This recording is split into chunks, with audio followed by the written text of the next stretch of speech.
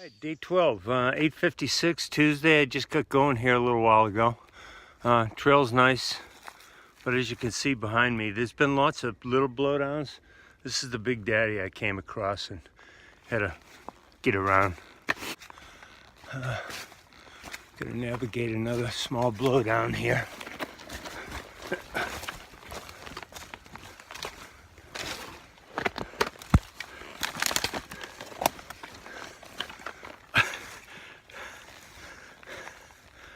Hui.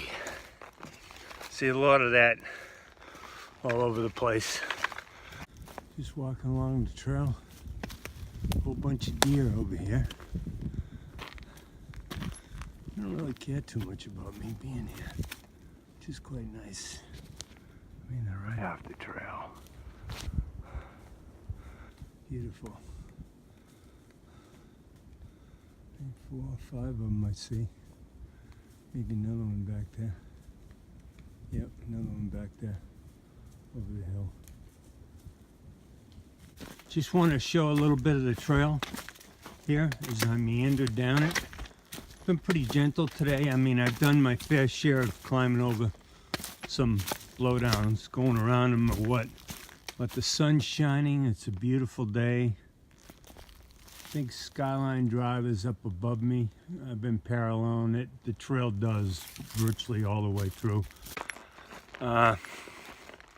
Heading into Elkton. I got a resupply. I'm just about out of food. I'm gonna stay at a recommended place that's 4 or 5 miles west of the park. Called, I think it's a Country Inn Motel, something like that. About 75 bucks laundry. But I'd also like to get in the town itself, which is another 4 or so miles, but I don't know. Maybe try my hand at hitchhiking. Depends upon what I can get for resupply. Here there's a gas station near the motel. I'll see what they got. I just need about 5.5 days to get me to my next stop.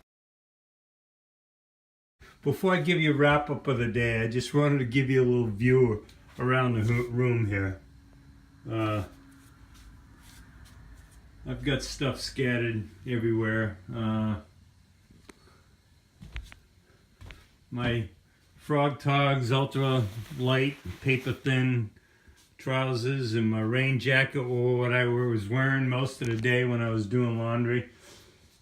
Here's my resupply from Food Line. I'll talk about that in a moment. Just airing out some stuff laying around. I'm sitting here in the Country View Motel. This place was recommended to me a couple days back by Pete At. I think I put that in a video.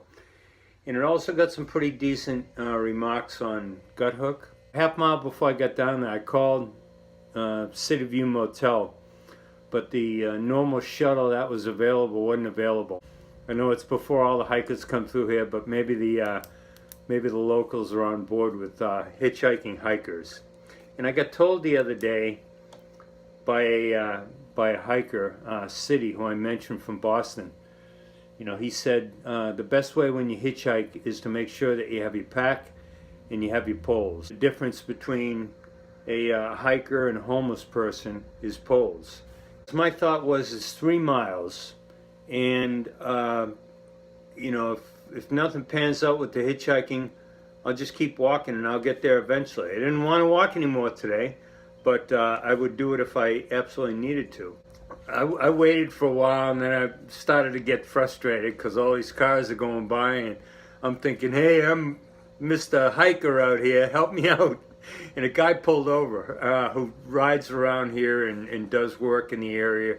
He says he's on 33 all the time. He had a pickup truck. I threw in my pack and my poles in the back, hopped in front, chit-chatted with him, and he dropped me right off, right across the street from where I needed to go. So anyway, I checked in. It was nice. They had a little coffee machine there, so I got a nice cup of coffee, actually 2, and I paid, it was 75 bucks. It was 79 with the taxes and all that. And I got one of the cabins here. I think there's 5 cabins, and it's very comfortable. You know, a little fridge, microwave, TV, Shower, no tub. I was looking forward to maybe soaking my feet a little bit, but that's okay. They have a laundry, one machine, one dryer. It's free. You just had to buy the little package of powder for $2 in the vending machine. It's an Exxon station, but it's also a country something in Delhi. I got some fried chicken, I got a big hunk of macaroni and cheese, and I bought a pint of milk because I haven't had any milk in a while. And I also bought some beer. I'm planning for the resupply, but I say, hey, I can knock out my laundry too, no problem. So this is like the one dumbass stupra thing of the day that I did today, is when you do your laundry, you gotta wash everything. I only had one clean thing, that pair of underwear, although I didn't wear it. And I just wore my, as I showed earlier, my Frog Togs trousers, pants, rain pants, and I wore my Marmot rain jacket. So I went down to laundry, put all my laundry in there, threw the powder, my $2 powder in there, press the button, set it up for, I wanted cold water because I don't want to, I was thinking I didn't want to mess all this poly stuff up. So then I get everything going. Then I come back to the room. The one thing I forgot was just a bandana. It wouldn't have been the end of the world. I have 3 of them with me. But I have one bandana in my cook kit that was, had been used for my 5 or 6 days. So I said, I'll just go back and throw it in the machine, piece of cake, So I go back to the machine, and then there was a button which I thought would be pause. So I press that, and now I'm hearing all the water go out of the machine. So I'm thinking, that's not good.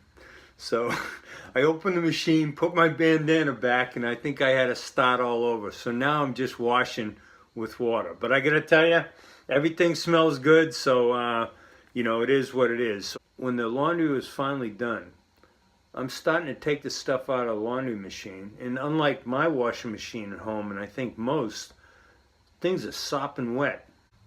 Laundry took me much longer. I was walking around in my rain suit much longer than I anticipated. And now I'm starting to think, if I ever get any dry stuff, I need to be able to get into town. I went on Uber, but the cheapest Uber for my 6-mile drive is like $22 or $23, and I didn't want to pay that. I have never used Lyft, but I ordered a Lyft. I downloaded the app, ordered the Lyft, and it said $12 and some change. I said, I'll take that for the 6-mile trip. Bohan will be right there in 17 minutes. Then my phone rings. So Bohan calls me and he says, hey, I'm way too far away for that. So I said, what do I do? Cancel? He says, cancel and then request another. So I canceled that Lyft and requested another, but nothing was happening. I go to the front desk and Heather's on the front desk. And I explained to her, I said, Heather, I'm striking out with these shared ride services. Do you got any suggestions for how I get into Elkton to the food line so I can resupply? She says, I'm the night person here. My husband's, we live right here. Let me see if he'll help you out. So I gave her husband Hans, I gave him $15, which would have been the lift and a tip each way, and he waited 15 minutes, and I was actually 20, and he was doing some stuff, so I got my resupply, got everything I needed. My next stop will be Waynesboro when I exit the park. And I know that's a mega metropolis. My advice to all would be, just tap into the locals and see what you can do in that end. There were some lessons learned in this, but it's all good. And this was my first resupply on the trail, and it kind of worked because I got a chunk of stuff, and it's mostly what I wanted to take with me to get me the 5 or 5.5 days.